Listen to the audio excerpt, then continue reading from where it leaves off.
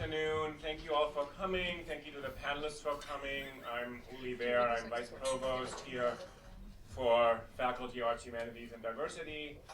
Taking out time from my writing today to be here for you. With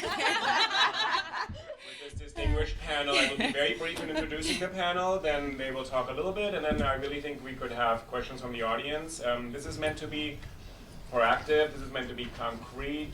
You can ask things. I think listen, and there may be one thing said today that works for you, and there may be 99 other things that don't work for you, but that one thing may actually make a bit of a difference. You have 80 days from today until the first day of classes at NYU in the fall. 80 days, time to go around the world, but this doesn't even include Saturdays and Sundays. I gave you the weekend off, so I'm sort of I was brought up as a Protestant, so working for me is a word sign of grace and redemption. So you have 80 days, so we want you to start today, right now. So the good thing is you're here already to get started. And I'll introduce the panelists really briefly. They're going to talk. So Susan Ferber, to my very far left, is executive editor for American and World History at Oxford University Press, has published many books and won many awards. But I think part of what she's trying to bring here today is sort of to break down a bit of the process of how to get a book into shape, a manuscript into shape, and to talk to editors and approach them. Jennifer Hammer, senior editor at NYU Press here, our local press, and has written a book on anthropology, psychology, and religion. And it's been at NYU Press for a while. And we'll also talk about the process of getting your work into shape and into conversation with the editors who will then be helping you to guide you to a publication. Then Theresa MacPhail has taught here as a writing coach, has done sort of boot camps and workshops, and is medical anthropologist and assistant professor at the Stevens Institute of Technology, and also a writer. She has 2 sentences on her arms written, so reads those all the time. So Theresa is really actually someone who works actively with writers to get you to, well, she'll tell you what she wants you to get to do, right? And Pamela Newkirk, professor of journalism here of NYU, a dear friend, an award-winning writer and journalist who's published several books, which have really kind of made a mark and sort of influenced discussions in various fields, cutting across disciplines. And we're really, really proud because her book that hasn't appeared yet, but is physically here right now, which is Spectacle, The Astonishing Life of Otabenga, who was a man exhibited at some point in a New York City zoo. And so Pamela's reconstructed his life as a kind of life worth remembering and living, and I think she'll talk a little bit about her practice of writing. And she'll hand out postcards afterwards, go to all the events she's doing in June when the book is really coming out. So I really want to thank you and all of you for being here. I want to thank Gwyneth Mallon and Chris and Denny for setting up this event. And you got these little fortune cookies.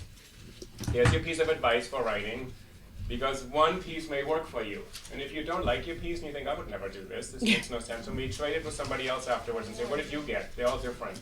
So we made them up. I stole a bunch. Some worked for me, some will never work for me.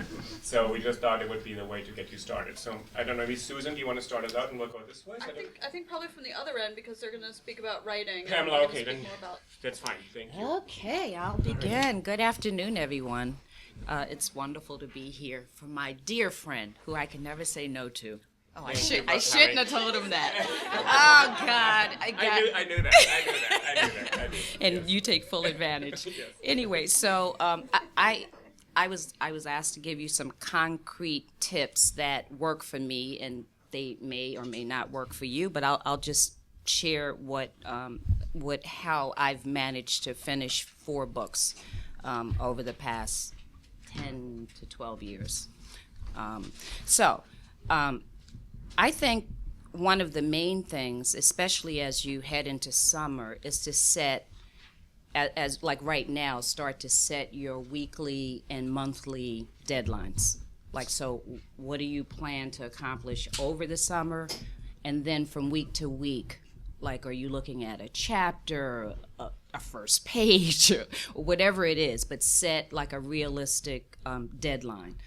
I come out of journalism, so deadlines are like everything to me. So it really keeps me on track.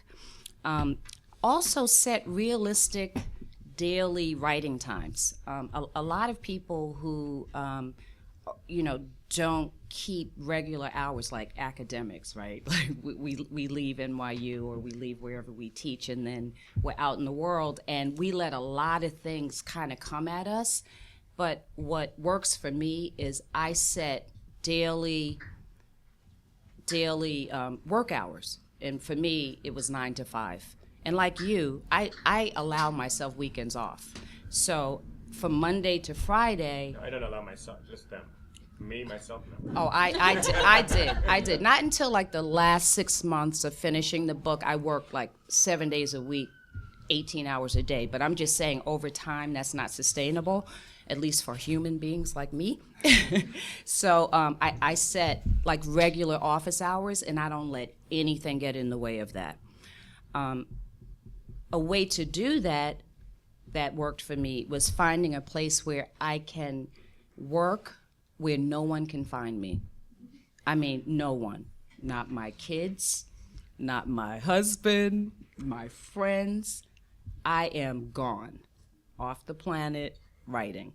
And that totally works for me, and I will not share anymore where I write. Because then you'll find me, or someone will find me. And a part of that is turning off your phone. Because these things, they just like swallow up so much time. We're looking, we're texting, when I set foot into that secret place where I go to write, all electronics are off. I don't look at email, I don't look at my phone. People yell at me at the end of my 9 to 5 day, but that's their problem. It's the only way for me. And for some of you, 9 to 5 won't work. So maybe it'll be 9 to 2 or whatever it is. Uli shared that he does an hour a day. But whatever it is, that has to be like really a rigidly set time, and you stick to it. I find it really helpful to have a morning ritual, and whatever it is. Like I walk through Central Park most mornings, and I do like half an hour of meditation and yoga. But whatever it is, I just find it really helps to center me to every morning do like the same thing. And part of that is also starting really early in the morning. A lot of us, summer comes and we like to sleep in a little later. But I found that when I'm finishing a book, I get up 2 hours earlier. So if I would get up normally at 8, I get up at 6. And I just find morning time is the most sacred time of the day. You get so much more done. So whatever comes at you later in the day, it doesn't matter, because at least you got that time in, and nothing will get in the way of that. And also, if you start 1 to 2 hours earlier, like all summer, you find that you actually are gaining an extra day a week of writing, right? And then you don't feel so bad when you blow off the weekend. Well, I don't feel bad anyway, because you have to have fun. So that's another part of my ritual. I make sure I have fun, like pretty much every day. No matter how hard I'm working, I build in an hour, whether it's walking through Central Park, walking through a museum, like reading Vogue magazine, like doing something stupid or whatever, mindless. But I find that helps me too, because then when I'm writing, I don't feel deprived. And I think, two more things. I had never done a residency before because I had 2 kids at home, and I never wanted to leave for a month or whatever.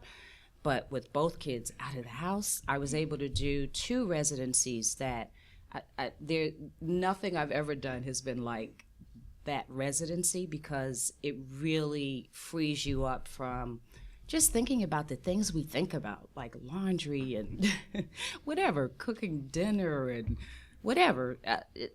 Residencies for me were just like a magical space. And then finally, the most important thing to me is to stop making excuses. And we all make excuses, whether it's I have kids, I have a dog, I have writer's block, which is BS. I don't believe in writer's block. So writer's block is just another excuse. It sounds like some condition, some medical condition, when it's really just procrastination. So that's my final advice, to just do it.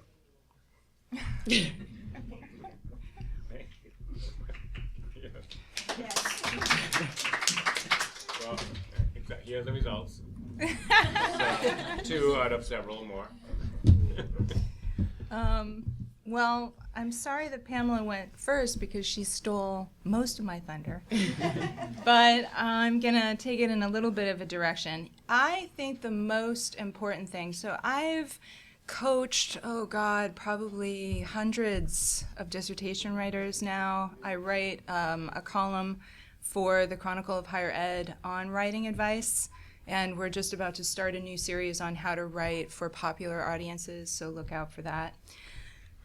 The main piece of advice that I would like to inscribe on everyone's forearm so that they can constantly see it when they're trying to write is that writing is thinking.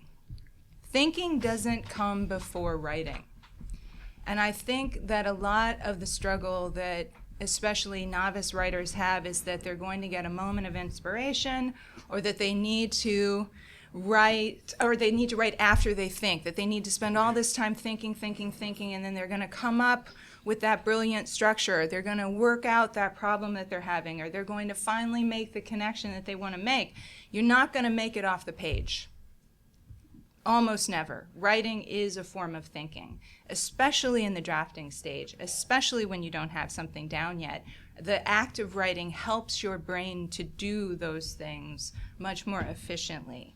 So if there's one thing that I say today that you remember, it's that the magical idea that we're going to think ourselves through a writing problem is false. You have to write your way through a writing problem. I'm sorry to be the bearer of bad news, but that is the only path forward. As for, I think I'm going to give some concrete tips because Pamela said some of the things that I wanted to say, which is sit down and have realistic goals. Don't say, I'm going to work on my book today. No, you're not.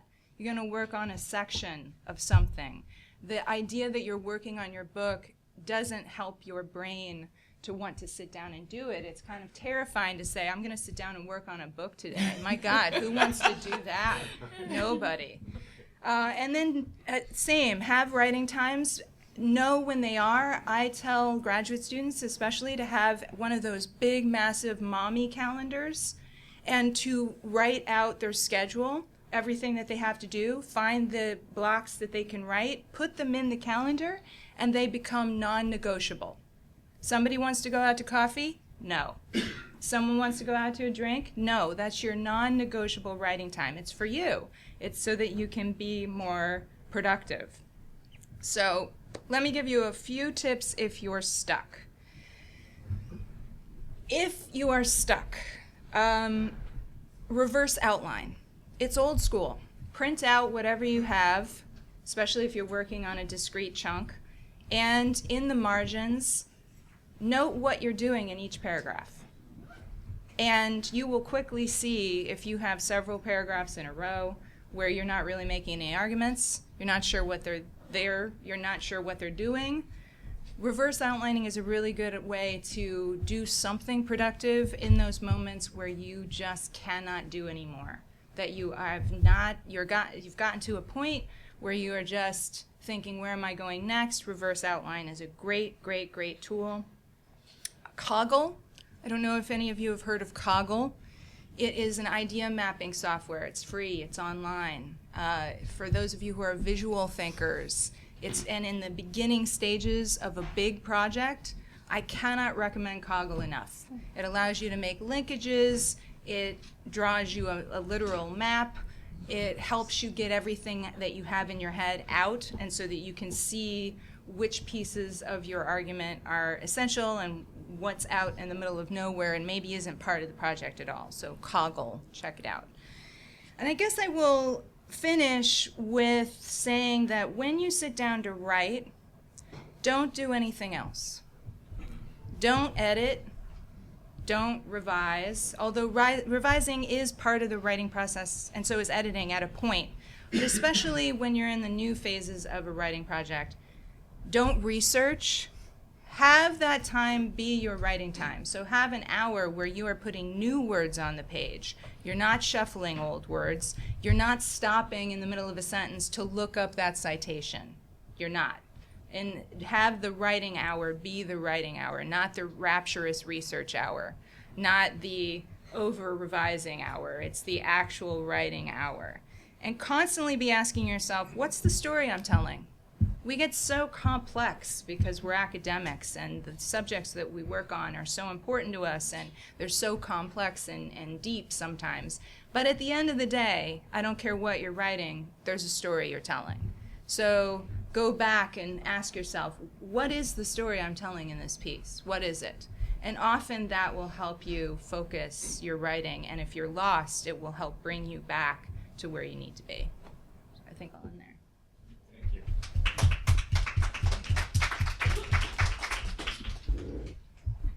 Hello, everyone. If you can't hear me, please let me know. So I am pleased to be here. You have two editors here, so we've divided things up.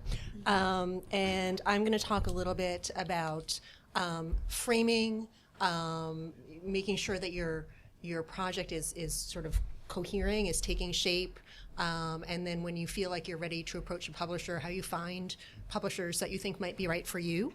And then Susan's going to talk a little bit about how you then approach that book proposal and that formal contact with a publisher. So usually when I talk to people about their book ideas, the first thing I say to them is, look, you need to know two things from the outset. You need to know what it is that you want to say, and you need to know who it is that you want to say it to.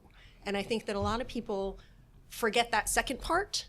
I see a lot of proposals, and a lot of them start off with things like, I'm interested in this, or my passion is that. And the truth is, when you're writing a book, unless you're somebody who's famous, a public figure sometimes, no one should really be called upon to care what interests you. Your job is really to explain to them why what you're writing about ought to interest them. And so that's not to say that you ought not to be passionate about the topic, that you shouldn't be excited about it. If you're not excited about it, none of this is going to work. But you should hopefully be able to channel that excitement into communicating to your audience what's important for them in your writing. And key part of that is, at least for academic writing, what is the argument of your book, right? Again, I see a lot of proposals that will say things like, well, here's what I'm describing or tracing or exploring, and they never get around to actually saying what they're contending, what's the overarching argument. It turns out that that's important, and it's particularly important in then helping to communicate what your contribution to the field is, again, if you're writing in an academic setting.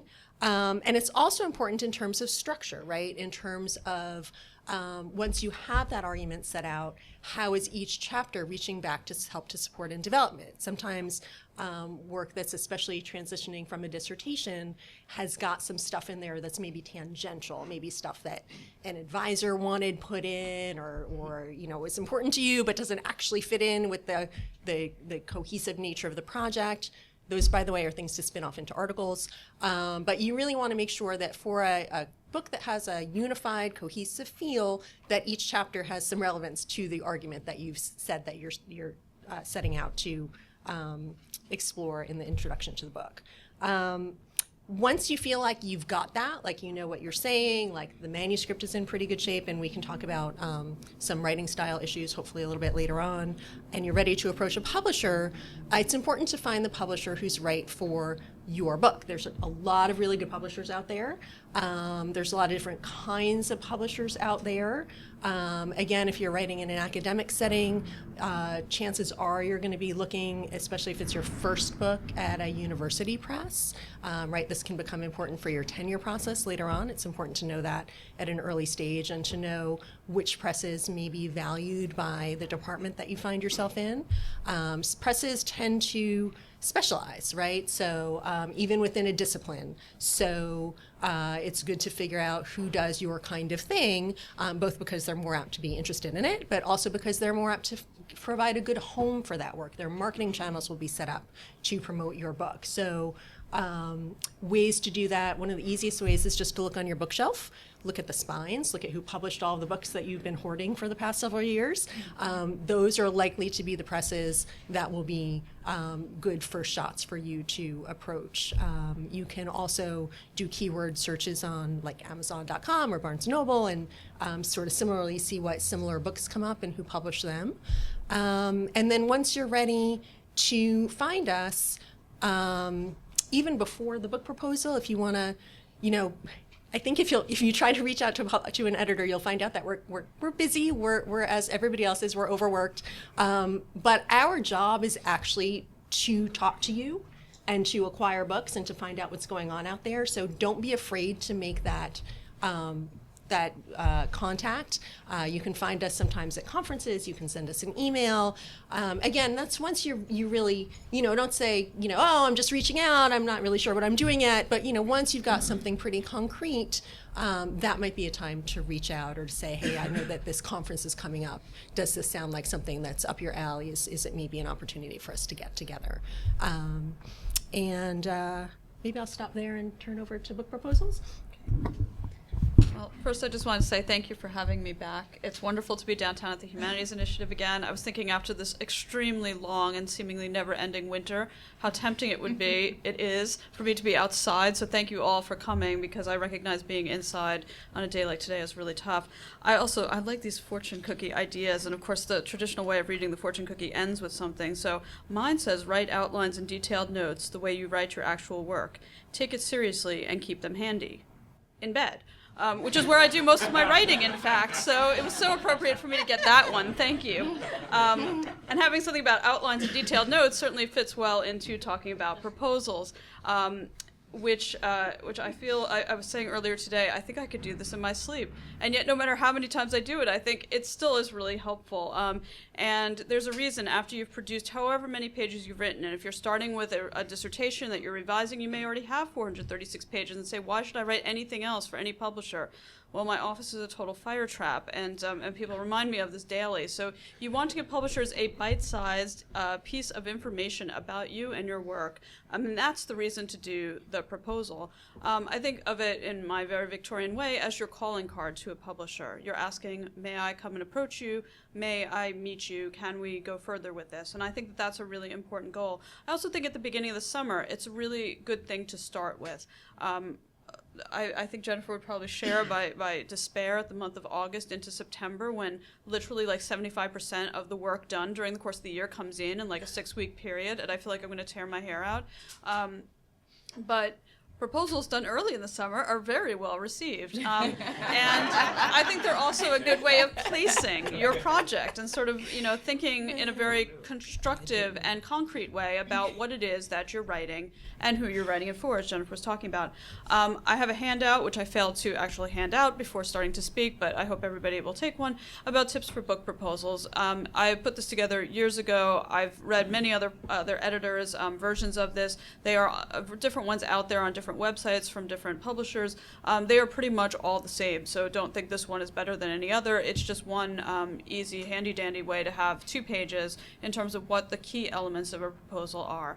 I think one good reason to step back and work on a proposal at the end of the school year and the beginning of summer is because it allows you to get a bird's eye view of your topic again and how you're going to approach your project and how you want to pitch it. This is not the moment where you get like down and dirty detailed about every single thing that you're going to do with this project, but a way of introducing your writing style, your topic, your key arguments, and your structure, which gets to the outlines and detailed notes.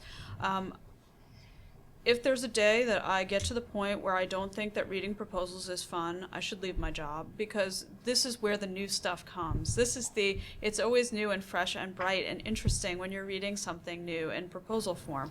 If it's not something that's of interest, I know easily I can put that aside and I can write to the author, and I know I'm crushing someone's dreams that day. And one of the hardest things as an editor is to realize you are going to have to say no a lot and sort of get over the guilt of that.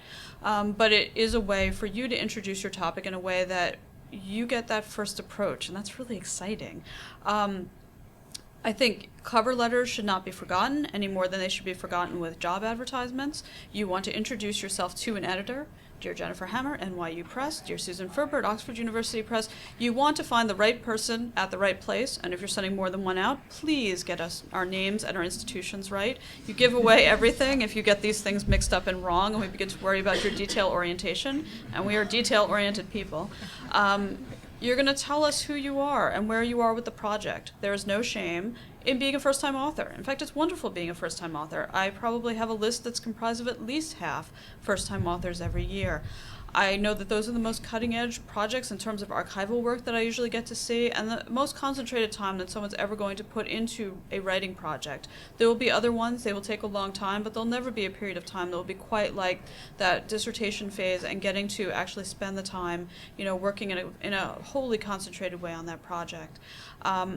You want to introduce by title. If your title at this point has quotes, dashes, slashes, 4 lines long, if it doesn't make sense to anybody but the people in your cohort, please give us a working title of some sort. I think that, the very first thing, and I hate to say that you judge a book by the cover and you judge a proposal by the cover, if the title doesn't make sense, it's really hard for me to go on from there. I think that you want to convey your argument, even though it's really hard, in a one-sentence form here. It will not be the entirety and the complexity of your argument, but it will be something that you can at least start conveying to an editor who will say, how is this working with my mind? Is it counterintuitive? Is it telling me a change over time argument? Is this based on a quantitative set of material? What is it that's original here? That's really what we have to defend as editors all along the way through the process of working on a book. Defend it to ourselves and also convey it to our colleagues and get them excited about it. This happens constantly, over and over. You'll have more space to develop this, I promise. You want to say what's in the package. A proposal plus your CV, at least to my mind, is perfectly acceptable. There will be publishers' websites, you should look at them. They will say if they want more, if you sample chapter or a published article. I doubt anybody will say that they want the full manuscript up front. I always will say, you know what, I'm happy to ask for more if I'm interested. So I think the proposal is really the thing to focus on. You do want to say, absolutely, whether this is a proposal that you're sending to more than one place. You give a publisher a chance to respond to that. Some publishers say, no, we only allow solo submissions. Other people will say it's fine if you do multiple or might put some limits on it, but you want to open up that conversation, and it's very important. Editors, I think, we have very long memories in general. We will remember people who screwed us over 20 years later. I'm telling you, I remember the things that happened when I was an editorial assistant and with people that I do not trust and will never work with. And I know that they are very smart people, but I'm not going to put myself out there again. And it's fine, whatever it is that you're doing. It's being recorded, so for posterity, everybody will get to hear me say that I remember these things. Whatever you decide to do is fine. A solo submission is fine. If you admire this press, this list, this editor's work, and you only want to send it to one person, that's absolutely acceptable. And it's very flattering. I may still say no, but I'm very flattered. I also realize it means you've done your research, and that you're showing me you've done the research. You're the publisher of X book, which has been one of my favorites, or your list has been so strong on whatever the topic is. And people will sometimes say to me, international history, that's what you've done. And I think, wow, all the international historians think that, and the people in Southern history think something totally different. But I know that someone's paying attention. If a publisher comes back and says we only allow solo submissions, well, then you'll have a decision to make about what you want to do. But you're opening up that conversation, and that's an honest way to begin a dialogue. You want publishers to be honest with you and to do the same in return. Your proposal, which I've outlined in some detail in this one-page handout, is your chance to really show off your chops. It's a chance to show off your writing style. And I would absolutely begin with something discursive, something that gives you a chance to answer a question, to tell a story, to pose a model and how that should change. Whatever it is that you're doing, this is your chance as a writer. I do not expect people to be, Stephen King. I do not expect them to be writing the next great American novel. I edit history books. I expect people to write in the style that is theirs. If they're faking it, if they're pretending they're someone else, there's no point, because I'm going to find out eventually. And I feel very strongly about if a voice speaks to me and I want to hear it and I want to continue hearing it, that I will, answer back. I realize there's one person in the audience today who still hasn't heard back from me from months ago. I'm going to claim, which is totally true, the illness card this academic year. But it's important to me that when I sit down, pick up a proposal, read it, that if it's something that speaks to me, I put it in the pile of things I want to respond to. If I don't understand it, if it's just not turning me on, then I'm not going to continue. And that's doing someone a favor, because somebody else will really like this proposal. There's almost nothing that I read in proposal form that I don't eventually see in a catalog in another press later. Those are the academic ones. I get some, I've been in jail for 20 years, and here's the story of my family. Me too. And yeah, these confessionals from jail cells happen. And also I've got this cache of letters, that I've discovered from my family, and I don't really do genealogy. In fact, I don't do genealogy. You want to then give a very clear chapter outline in your proposal. This is where outlines and taking detailed notes, I think, is critical. I need to be able to see what's the architecture of your book. How does your mind operate? How are you seeing this project? Is this a rise and fall structure? Is this something tripartite? Is this chronological? Is it topical? What is it that you're doing? And I think that's a very good way, especially when you do an annotated outline with a couple of sentences, of showing how this project's progressing, what it means in terms of the narrative arc of the book, how it's moving forward, what momentum it's picking up. And I do think, drop any ideas that your dissertation, if this is what you're basing your first book on, that it has to be that. It doesn't. This is your chance to outline the way that you want the book manuscript to be. You may not have written this yet, but this is the way you're envisioning it. And I think sometimes that's easier with second and third projects to see, well, I really enjoyed the writing experience of X book. Like, I can do that with my story. So I think it's important to just, be creative in the sense of putting together this table of contents in a way that it is the book that you want to write. Talk about your sources a bit. You don't have to do a sort of full bibliography here, but a couple of the key sources I think are important to do, at least in history. It may not be important in every field, but I want to know, where have you been? What have you been working with? And I think that's a good place to sort of show it off in a very concise way. Market and competition are probably two sections that you have never thought about doing before. Now, maybe this is the first time you're sitting and doing it quite this way. Now, if you know two other dissertation students who've been coming up the same time as you at different universities, and it's been a rush to the finish line to see who will get done and who will get their work out first, maybe this is always on your mind. But I think for most people, if you're a first-time author, it's been your dissertation committee that is your audience.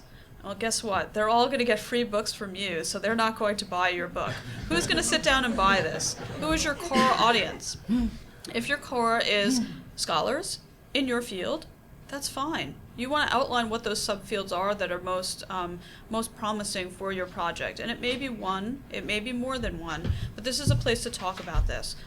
I don't think there is any shame. There is nothing wrong with writing a book for scholars, for academics. If I felt that wasn't true, I shouldn't be in academic publishing, first of all, but I really do feel, as much as we talk about crossover, as much as we talk about general audience, and I do books for all these audiences, I do feel like, especially for first-time authors, that trying to be more than the project is doesn't do you any favors. If you think of this in concentric circles, or as a Venn diagram, who are the need to have people?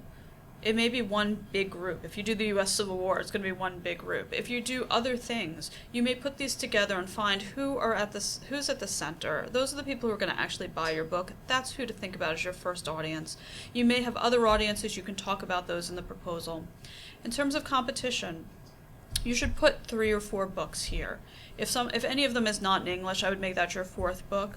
But you want to have some recent books here where you have the author, the title, the publisher, the year, and in a sentence or two at most, what's different from your book. Not the writing really sucks and this put me to sleep, or I really think this has flawed methodology. You want to say something that's, a little more neutral than that, but also conveys what's different than your project. If a publisher is in this field, they may already know these books, and if you have one that the press has actually published, well, then they certainly should know that book.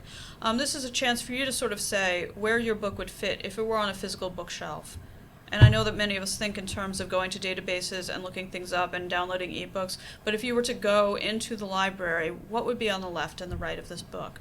There may also be an example of a book that's been written like yours, but not for the same time and place, or not the same topic, and that's fine too. You can talk about what it is that you like about that.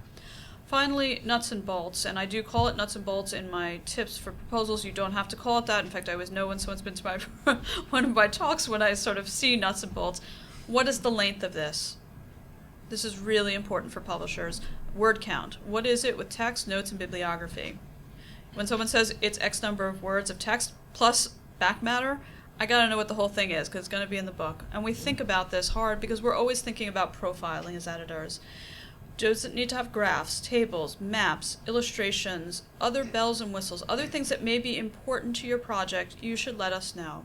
Also tell us what the time frame is. We know that it's optimistic. Today is the first of 80 days this summer you have. We know that by day 80 you want to have this sent out to us and you want everything ready to go. That's not really always realistic, nor is it what you really want to say here. You want to be optimistic but not overly optimistic. No, and we all sort of have this finely honed sense of no matter what's in there, it's going to be something else. So, but tell us where you are with the project. If you are going to have a full manuscript in a month, if you have a full manuscript ready to go, if you're 3 years away from it, if you're less than 3 years away from it, give us a sense here of where you're at with this project so we understand the stage of your career and also understand, what, in terms of your life and the cycle of this book, where it might fit in. If this is something that's very time sensitive, well, you can bet we're thinking about whatever anniversary that might be that would be a good selling occasion. It may be that this is a current events topic. And I certainly didn't expect, like last year when I heard about a project about Yemen, that I was suddenly going to go, oh my God, it's in the news, I better do something with that, like when I go back to the office today. But I do think about these things, and I think in different disciplines things operate at different paces. I have the luxury of being a history editor where it should probably stay around for a while, and I feel very good about the backlist and knowing that things will perpetually be of importance. But fields move at different speeds, and things go in and out of vogue at different times. So if you're talking about more than 2 years to completion, or 3 years, if it's, let's say, something subsequent beyond first book, know why you're writing to an editor at that time. Is there something that you're trying to get, like an advance contract, or is there something that you're applying for, or do you simply want that relationship with an editor to begin early in the process so that you can have an ongoing conversation? I know I've gone over my time, so I'm going to stop there and just say, please take this handout, and I'm looking forward to Q&A. Right, so we just jump in if anybody has a comment or question or anything you want people to go into in more detail, from the very concrete to the more metaphysical. I mean, Pamela said, right, big chunks, long days, 9 to 5 or something, and as she pointed out, I write for an hour a day, partly because I have a day job, and they wouldn't like if I don't show up from 9 to 5 doing that job. They wouldn't like that? They wouldn't like that. Okay. But I had to learn actually how to think that way, because when I was writing my dissertation, it's really helpful when you said this is the time in your life when you probably most focus on one project. I used to think I needed to have the entire day open to even start in the morning. If I had one coffee appointment at 4:30, I was already kind of crushed for time. And then I had to learn that I can have 1 hour and I can write, but then that hour I actually have to write. And I have to actually write. And I cannot also do my email and my texting and sort of check out what's going on Twitter. So, but it's an hour, and in some ways, that's why I said 80 days, you write an hour. If I wrote one publishable page a day this summer, I would have 80 pages. That is half a book. I'm writing a novel, that's half a novel, or a third of a novel. That could be 2 articles or 3 articles. That's a lot in a way. You wrote 1 page a day. And a lot of what we're saying, I think, is sort of, Theresa was saying, don't get too lost and don't do your research and read all these other things, but actually write. That's the just do it part. So anybody want to jump in or say, just go. Thank you for your wonderful presentations. I just have a question about the other books. I submitted many proposals, and it's sometimes not easy to find the books that are in competition with your book. And I sort of I found books that are close, but it's just there's no other book that is similar in nature. And then what do you do in that case? I mean, audience is easier, but... What's the genesis of the project, I guess, would be one thing that I would think about. Maybe it's not a scholarly book. Maybe there's a structure that's like the book that you're writing, but about a different topic. What I worry about is if there's no book out there like yours, well, who are we identifying the audience as, and how are we getting to them? What other books might they have purchased? I don't recommend going to Amazon and doing the, who else bought this book, but it can be handy in an instance like this because you sometimes see these wacky things pop up and think, well, how did that get there? And sometimes it's about the themes that are in it, but I think if you truly feel that way, it might be a moment to sort of go back to the project origins. Okay. Thank you. Thanks. Okay. So Theresa, you talked about like writing through a problem, or you have to kind of write through it. So sometimes I I just worry about like generating a lot of material. Sometimes if I'm kind of thinking through writing, I might generate 100 pages for a 30-page article, and then I'm not sure whether sometimes that seems to be not so productive because it ends up getting kind of lost in a lot of words. So I was wondering how you deal with that. You know, if you're always writing through a problem or thinking through writing, how do you deal with the kind of maybe the volume of? You switch up your techniques. So when I say you're writing through the problem, it's not just generating 100 pages of random prose. So you're focusing. So sometimes I will tell people, like, what's the story you're telling?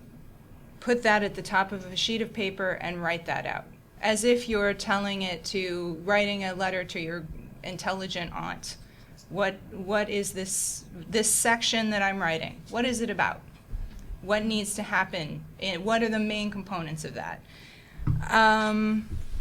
You have to be willing, and this is the really bad news bears part of this advice, is you have to be willing to throw a whole chapter out sometimes. Mm-hmm. You have to be willing to throw out 100 pages sometimes. If it's not working. I certainly have had to do that.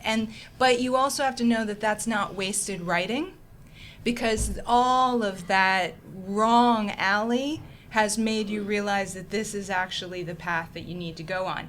The good news is if you really get into a good writing practice, that's not taking you as long as you think. That you've lost a bit of momentum, but it's not looking at it as a loss because you're picking right back up. But sometimes it does take a while to figure out. Structure is hard, especially if it's a structure problem. If you're writing through a specific problem, the reverse outlining, like at some point, stop writing, look at what you have, and then start writing again from a specific part in that mess. Does that make sense? So if you have 10 pages of just free writing, print it out, look at what you have. I guarantee there will be at least 3 paragraphs in there that are great. You pull those out, you start writing again from them. Does that make sense? So you're always trying to rehone from your best crystallized pieces in the mess. Looking for the path, looking for the breadcrumbs, allowing your brain to get out. Sometimes your brain just has to get out 10 pages of crap. It's true, yeah. Because it just has to happen. Something is blocking you. You're obsessed about one specific thing that isn't even, it's a tandem thing and it's not part of the main argument. And sometimes it takes 10, 60 pages of wrong argument to get to the right argument. And can I add, if you can summarize what your book or project is about and make sure everything you're writing is reflecting that idea, like when you go off of that, that's what you can just let go of. Like, don't keep going down that foxhole. Just like let that go. That may be another book, but it's not the one you're working on. Well, Theresa, also maybe if you have the 10 pages, not 100, give it to somebody else who may find the 3 paragraphs. Because it may be hard to see that anything. May think, oh my God, not even 3 paragraphs, not even a word. And I say, no, someone else may say, this is interesting, and this is interesting, and this is interesting. I don't quite see all the rest of it. And I had this, my best friend actually read my dissertation, said, I know you love this part on photography. And he was really nice. He said, we're going to have a drink. And I was, oh my God. Really? I was really in horror. And he said, but this, please, you have to take this out. And I was like, because I actually like people giving me advice, I'm like, okay. So I took it out, but I didn't throw it away. And actually my second book is on photography. Exactly. It became a second book. It took me a while to write the second book, I have to say. It didn't happen overnight. It was a 10-page part of my dissertation that I thought was the most amazing part of the dissertation, except it didn't fit into the book that I published with the press, where the editor said, interesting book, what is it? And the editor then also said, what is this little piece doing here? And I only spent a year researching and writing, and I was really sort of into it, but taking it out, maybe not throwing it away, but it became a second project, but someone else had to tell me this. I could not really see that because I thought that was the most convenient thing I discovered. Exactly. So an outside person or an editor in a conversation will say, look, I'm trying to do this, and you get all stuck, and someone says, this is interesting, the rest I don't really get. Well, I think that comes to a point of, I mean, writing is an inherently solitary activity, but writing a project should not be a solitary activity. And my worry is, everybody goes to the winds like after this time of year, and that you lock yourself in an office or in a cubicle or wherever it is that you can get work done in your undisclosed location, and then you don't come out again. And I have too many authors who sort of suffer in silence and only get in touch with you when they're in a true crisis moment. And I do think, if you had a writing group, if you have other people, you don't have to be working on the same kind of things, but people that you can check in with, I think that's really helpful because it breaks down the calendar, first of all, and also gives you moments of accountability to other people, which sometimes it's not about shaming, but about, just being accountable. I got this done, I didn't get that done. Let me talk about the problem I'm having, and inevitably, whatever advice you give to someone else is a gem, and whatever advice they give back to you, you think, oh God, I should have realized that. But I do think that sort of moment of being able to check in, and some of you may be, involved with other academics, so this is an easier process, but you want to find people who work like you, and I think writing groups, you can have many different ones over the course of a career, but having a writing group, having people who read your stuff, and knowing that you can sort of look on something and not be wrapped up in it personally because it's not your own writing, I think is very healthy. Yeah, I will second that. Even if it's just one writing partner, have a trusted person. And I would also suggest, and I know it's hard because we all have our little circles of people that work on similar things, try to find people who work on nothing related to what you work on. Because they will not know all the backstory, so they will be able to catch where you are not explaining something well, where you're not making the connections, because they don't know the same history.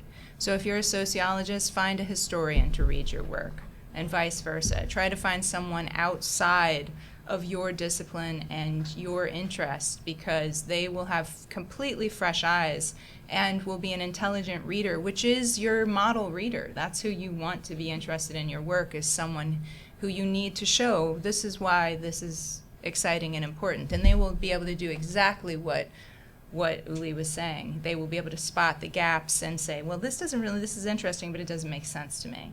So try to make friends with people in other departments. Hi, my question is about submitting samples to a publisher. I was requested to submit about half of my book as sample chapters, and my question is, how polished does it have to be? My initial inclination was to make it as polished as possible, because that would be the basis how they judge it, but like a couple of my friends who published their books, they were pointing out, well, you'll have time to work on it, so better not submit it too polished. What? I think it is a first impression. You want to definitely make sure that it's in good shape, right? And that means that the ideas are coherent ideas.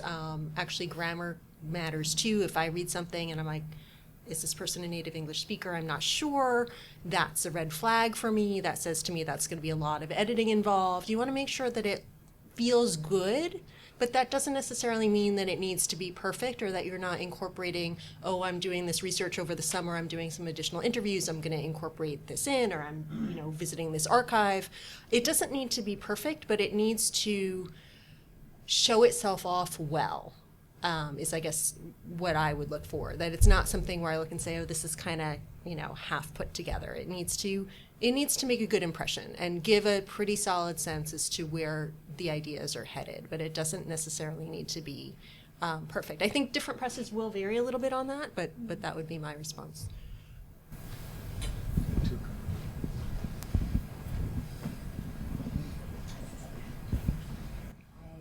Thanks, everybody, for your presentations. Can I ask 2 quick questions? Is that not too obnoxious? They're both sort of what they say versus what they want questions. And one is, for those presses that are okay with you submitting a manuscript to multiple places, is that still recommended? Or would you have a better chance if you say, no, I'm only submitting it to you? And then my second question is, I know that publishers will entertain manuscripts that are not yet completed, but do your chances go way up if you can say, yes, it's completed or nearly done?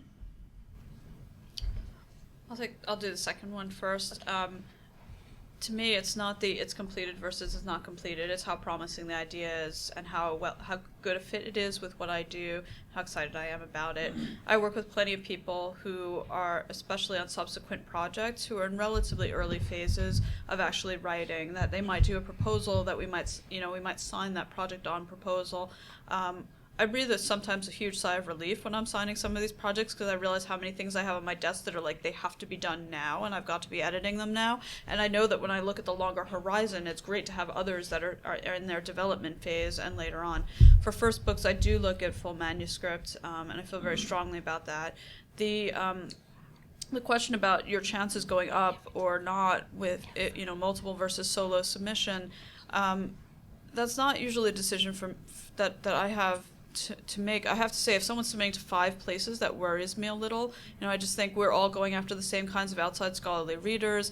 I could see that, it's not that I look at it as percentages, but it's tough. It's not uncommon for me to review something that 2 other presses are looking at, and I know the whole time that, maybe I have a leading edge in some way, but that is going to be an uphill fight in a way. Do I look on it more favorably if it's solo submission?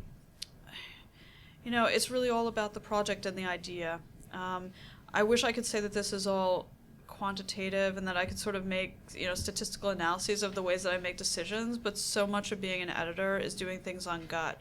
And I realize, well, thank goodness I can rely on mine. And the other thing is, there are these sort of metaphysical, I'll just say it's magic.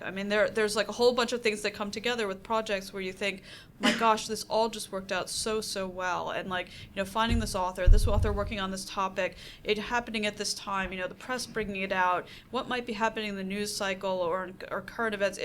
There's a zeitgeist moment for certain kinds of books that I work on. So I wish that I could actually say that there's a science to editing, but I really do think it's an art. I would just make a little plug, for Pamela's book here. We talked about this, very odd. It's kind of the astonishing life of Ota Benga, someone who was really imprisoned in a zoo, and Black Lives Matter happened. You didn't write this book in the last 6 months. So in some ways, this is a book about the history of how, we related to, actually an African who came here in some ways. And so what you're saying, Susan, it just kind of was that magic that this moment hopefully will be picked up in this conversation, which is a lot of fun. But you couldn't have predicted this. 4 and you years certainly ago. didn't think I'm going to write a book to just target one discussion. You wrote a book because you cared about a subject, and that was what you went to an editor with, Exactly. the idea of the subject, and now it happens to be. But there's so much to the zeitgeist. I just don't know if we can project in that way. Right. So, I think at the end of the day, it really has to be about what you really are passionate about and think will be important over the long haul, not just for a moment, because that's a fleeting thing, right? So what matters today could be totally different by the time you finish your book. I wish every book I ever wrote had the same kind of zeitgeist moment that this book does. I'm getting all of these requests now to do articles, for places that I couldn't have imagined, just coming to me to ask for articles. But I look really smart right now, but I wasn't. Just to echo a little bit what Susan said about multiple submissions, is just to be discriminating, right? So if I see that somebody has submitted also to 2 other presses, I don't think that harms your chances at all. I will say I did get a proposal once where the person said that they had submitted to 11 other presses, and I actually declined it right away. It was not something that I was kind of interested in it, but again, we've got limited resources, we pay reviewers, how are 11 presses going to find readers for this? It was interesting, but it wasn't necessarily worth my time. So you need to be discerning about how you go about that. With first books, I will actually be happy to look at before there is a full manuscript, in order to hopefully, if there are interventions that I can make to offer ideas for how this is developing, I'm happy to do that. Again, this is, I think, something where press is just very press by press, but I'm always happy to be. I'm going to imagine that you're also interested in being in touch with people earlier. Going into the review process, also, it's this gut thing. I think it's a question of, do I feel like I've got enough here, even though these last 2 chapters are missing? That's a judgment call. But I don't think that should frighten you from being in touch with a publisher early. Again, not so early that you're not prepared, but at a certain point, I always like to start that relationship, start that discussion. So if there are things that we can work on together as the project develops, we can do that. And that might actually make me feel like we're in a better position to move forward into a review process even before things are all the way done.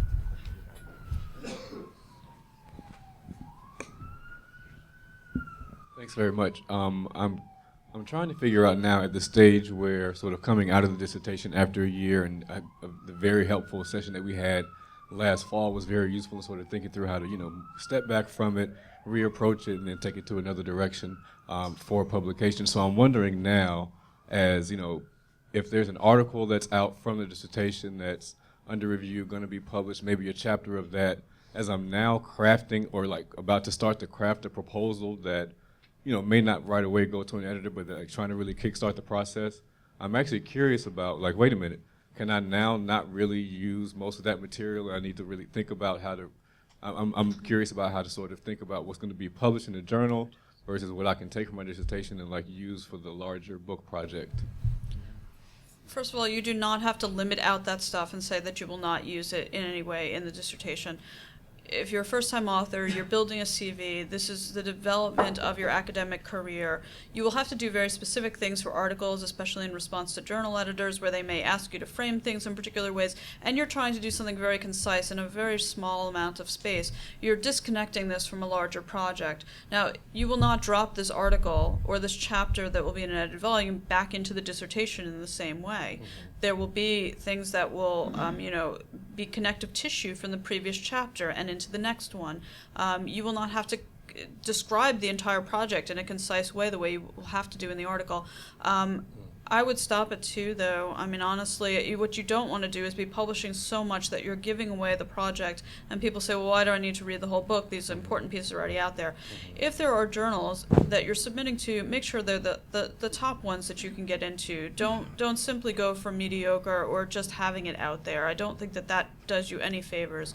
Also, know the journal review process is going to take a while, so you do not want to spread yourself so thin that you're both doing a lot of revise and resubmit for journals, which is really, really common to do revise and resubmit, and also trying to write the book manuscript. The things may come out at the same time. I mean, I certainly know that to happen.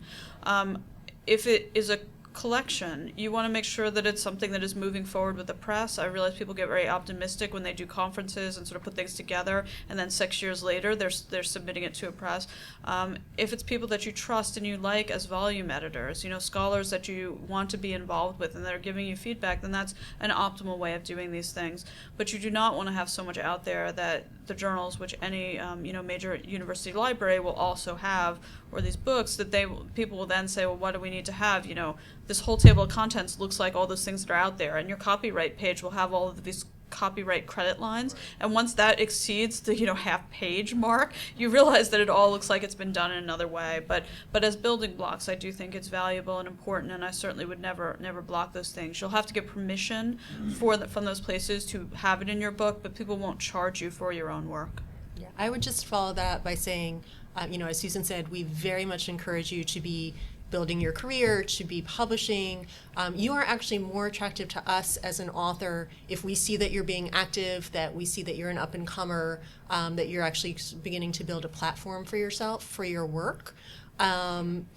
But again, because you don't want to give the entire book away in article form, think, as I sort of gestured to earlier, in terms of spin-offs, right? If there's something maybe that's in your work that's drawing on that same body of ideas, but you're going to frame it differently in an article than it's going to appear in the book. So you've got, again, maybe you've written 100 pages and 30 of it ends up in a book and another 20 of it ends up in an article that you write. That's not, again, wasted material, but not all of it's going to be in the book. You do want to make sure that there's some kind of distinction between what goes into the book and what other material you put out there. And it may be cognate fields too, law, public health, all kinds of different areas that may touch on yours. That expands your base. And I think when you talk about audiences, when you're publishing in journals that are linked with, but not necessarily the sole one of your core career, that helps other people to know about your work.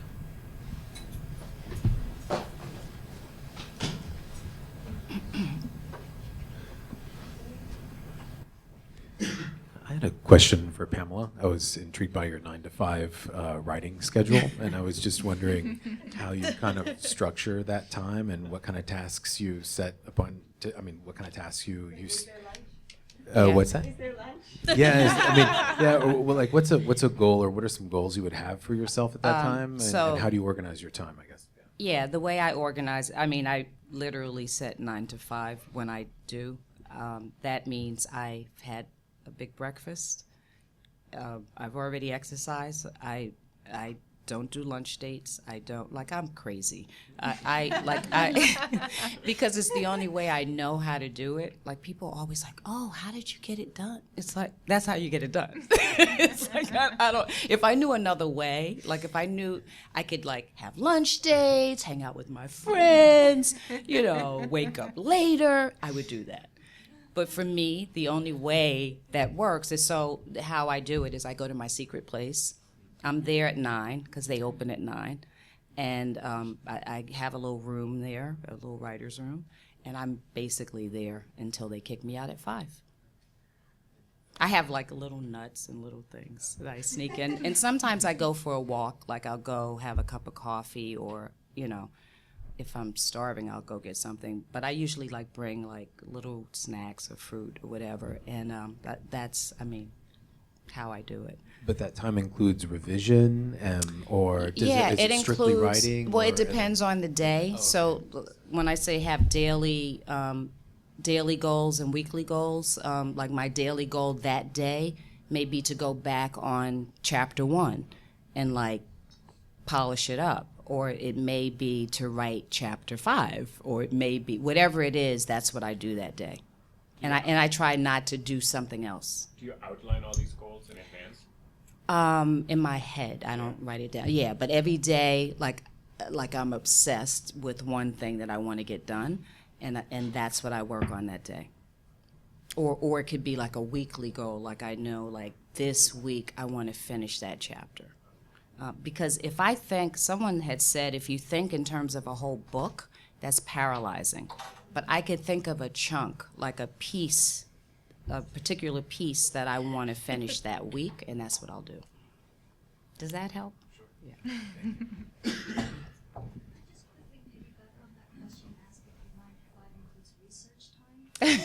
No, well, I thought we were talking about writing, because research is totally different. I spent a lot of my time in archives, and when I'm researching, that's all I'm doing is researching. I'm not writing during the research phase. Now, there are times that I'm writing and I realize there's a research hole, and sometimes then I'll have to like say, okay, I need to like go back because there's that hole. But I try to like really devote writing time to writing, and the kind of research I did, I really couldn't use it to do research anyway, because most of my research was traveling and like going to a destination, and I would stay there and try to finish because it's expensive to have to like go back. But I did spend a lot of time going back and forth from like Washington, D.C., but when I was in Brussels, I had to get it all done.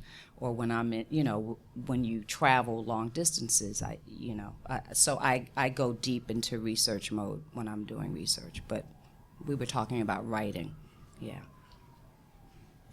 Can I just jump in and say, we were both trained as journalists, and when you're working at a daily paper, you don't have a choice. You're on deadline, and so you get this great work ethic. Mm-hmm. But if you are not a former journalist, I think you need to ease into this and figure out what kind of writer you are, what your strengths are, and what your weaknesses are, and then design your writing time around that. And the reason I caution against doing research and writing in the same, or revising in the same block of time, is that we all have little tricks that we do that we feel like we're being productive, but really we're not getting anything done. And when you know what those are, then you can stay away from them when you need to get the writing done. So if you know you're a person who you're halfway through a paragraph and then you spend the next 3 hours in an article archive online, then you know, oh, I can't go to the article when I'm writing. Right. And so then you know that about yourself. So it's part learning the techniques and part being your own therapist. Yeah, because then that becomes a distraction. It's like, oh, I said I was going to write today, but I actually spent the time looking up an article, and then I have nothing on the page. Yeah.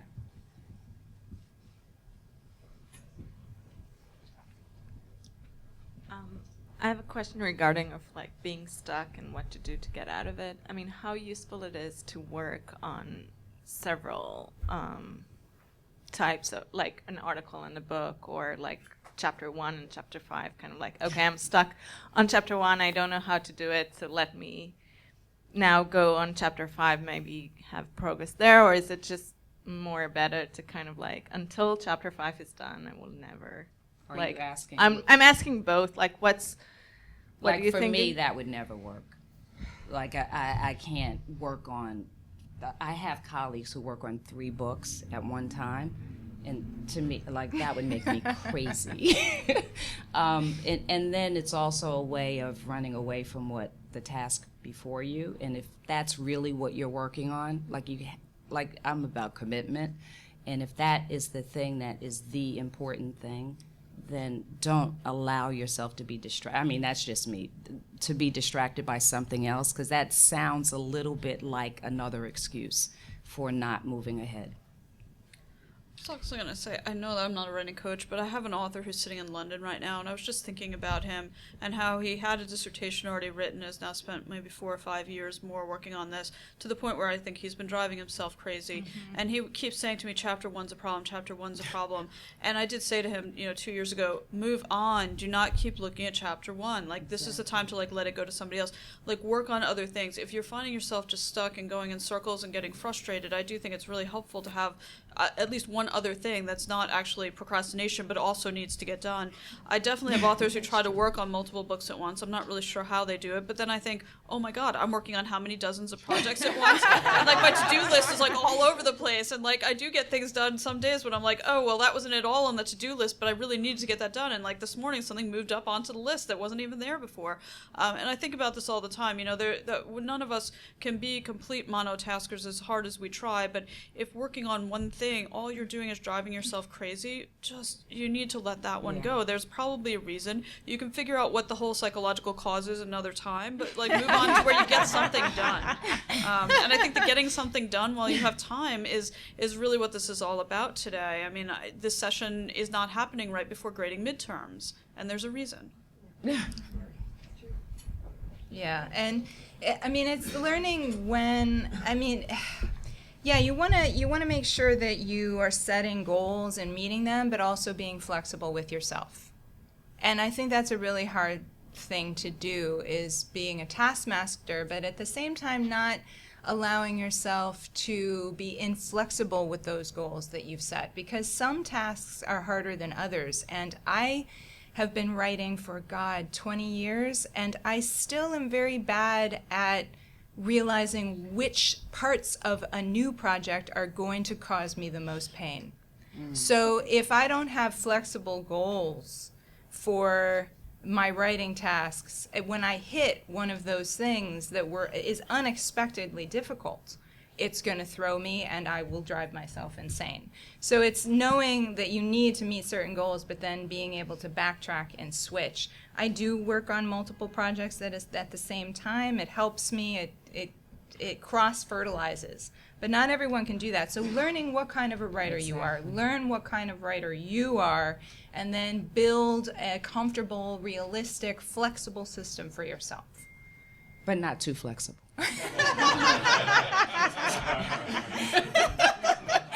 Oh, we're a good team. We're like I had a publishing question, and this has to do with dissertations and the digitization of them and putting them up, having them kind of uploaded via Yomai. Is there, with books being released as ebooks increasingly, especially academic books, is that changing what you're like? Does that change your thoughts on kind of having your dissertation put up on UMI, and should people be embargoing their dissertations? Does it matter to you? Do you think about that at all as publishers, as editors? How do you answer? This comes up all the time. I've sat on panels at this, including at the American Historical Association. First of all, there's no one answer to this. Every institution is different. My biggest worry is that the people at public institutions especially are being punished in a way that they have to have the dissertations up online in order to graduate. It has not made a difference in my acquisition style or in what I pick, how I publish it, and how they sell. But I sit in a very privileged position, and I recognize that OUP is different than other presses. Many presses will have a sort of a one-page survey or sort of worksheet to fill out before submitting, and will say, is your dissertation available online or digitally? Most of the projects that I work on undergo a fair bit of change in the process, especially as I write all over things and people do that kind of revision with the review process, etc. My gut is embargo for as long as you can. It buys you time to work on your project, especially if you're in a humanities-based field, which is a book-based field, it will make a difference. If you're sitting in a field like a science area, it doesn't make a difference at all. These things might get split up into articles if it's social science, but if you're in a book-based discipline, give yourself that breathing space. If someone wants to get your dissertation, they'll get it. They always could get it. But you don't want the first thing when someone types your name and the title of your dissertation for the entire thing to pop up on screen as a PDF and to be able to print it out. I mean, I do feel like protect your intellectual property as best you can. There's a lot more information on campuses now about what to do, how you do it, and I realized like 5 years ago that was not the case. And I know lots of people when that's sort of like, oh my god, I have to graduate on this date, I have to go pay this bill and file this, that they signed stuff away and they didn't know what they were signing away. It has not made a difference to me, but this is not true across the board. There's a lot of discussion about this. I have had people, including one very memorable conversation at UNC where someone said, well, I did all these oral histories and my dissertation has to be online because I'm at UNC. So I took all of the really good stuff from the interviews out and I'm going to use it for the book later. And I thought, that's totally backwards. This whole world has gone crazy if that's the way someone's treating a dissertation. But I think things are a bit more sane now, and I would just, you can always publish before your embargo ends, potentially, but give yourself that space, and if you need to renew it, just go back and renew whatever you need to do. I'm afraid I don't know NYU's latest policy on this, but I hope that this is a benevolent university that recognizes the importance of humanities publishing. Thanks. I'm actually, didn't do my dissertation here, but at my university, I requested a longer embargo, and they said there's no need for that. People, intellectual property should be available. Your dissertation will change. I would love to have this recording and send it to them. In the end, they did give me a longer embargo, but I was sort of panicked. Like, I have to sign this to graduate next week, and if I don't sign away my dissertation, You've received the librarian's response, which is public. All this knowledge should be made public, and there are these tensions. We have also, frankly, not found that it seems to impact sales. It is something that we pay attention to. I tend to recommend that my authors use a different, the book title will go through many iterations, but if you've got a fabulous, we publish Jews and Booze. How do you not use Jews and Booze if you're writing on Jews in the alcohol industry? So, if you've got a really fabulous title, don't use it for your dissertation if you think you might use it for the book. So that, again, if it pops up, at least it's something that's differentiated. But we also recommend embargo for as long as possible, just in case it is an issue. That you sidestep it.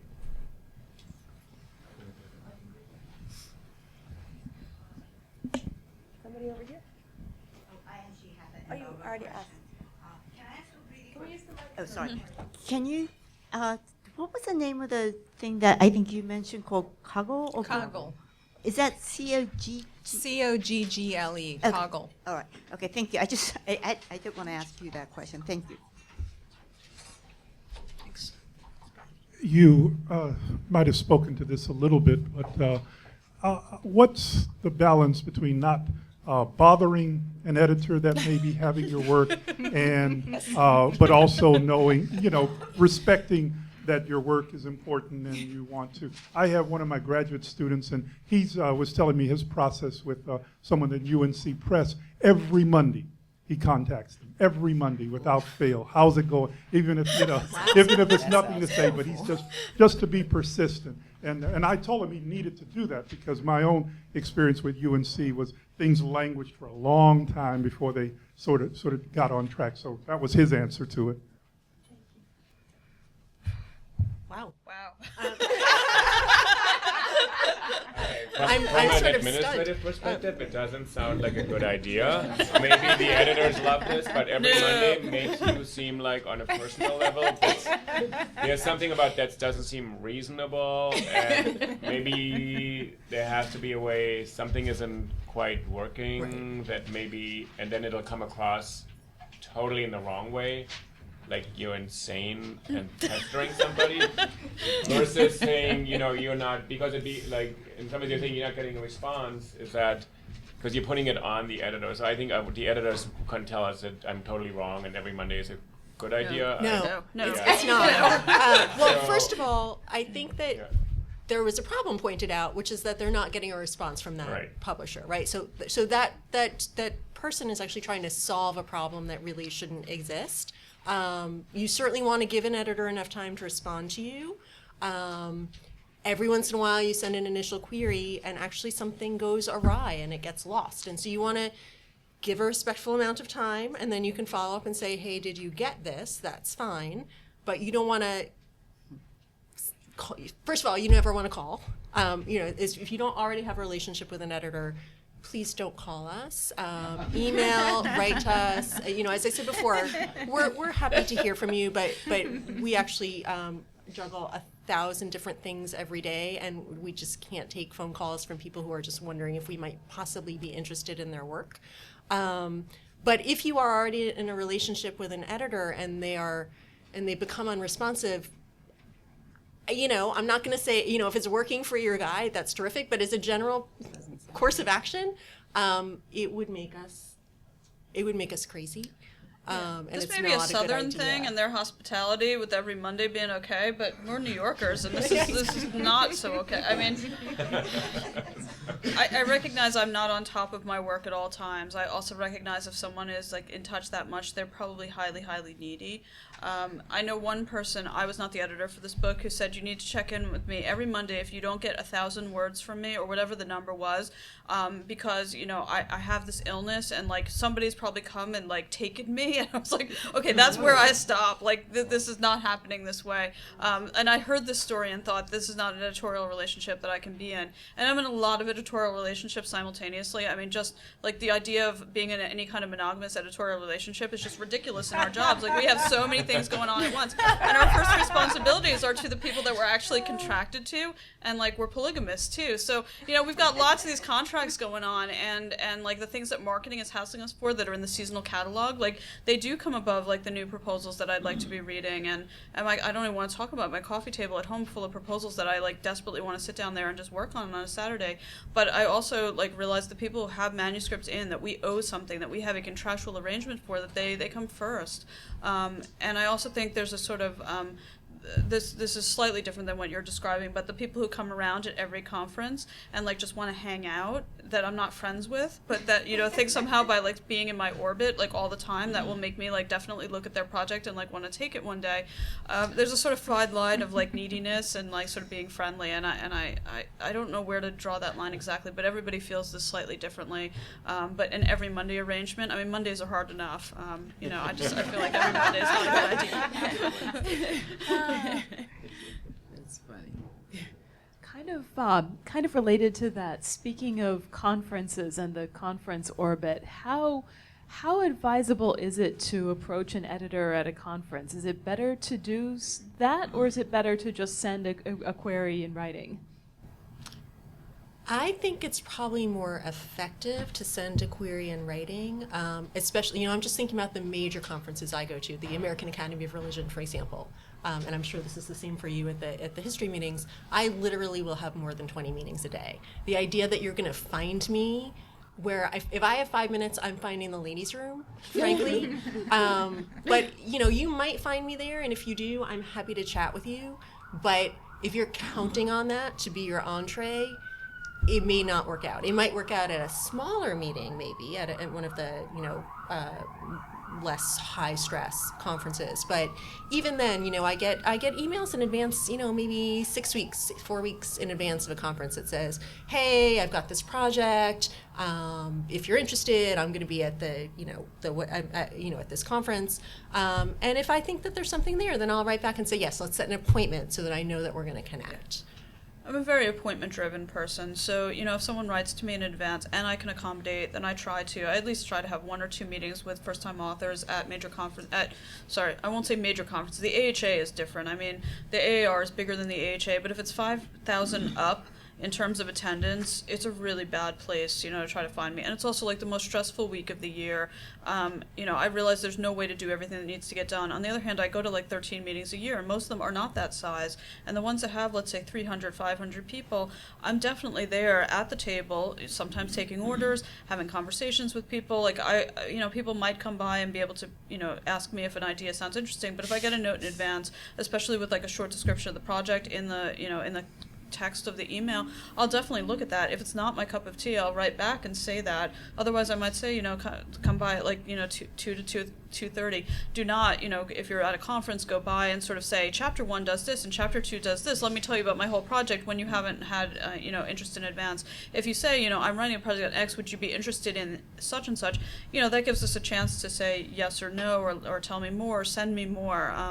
But I would advise using the conferences definitely as, a scouting ground. I just think the more stressful kind of conference it is, if there's like sort of the job interview going on, if the attendance numbers are high, don't expect that to be your major thing. And I definitely have had people say to me, well, you were busy at that meeting, so I pitched it to somebody else. And it was sort of like, the whole world does not revolve around these 4 days out of the year. And if they did, I would go crazy if every day was like the AHA.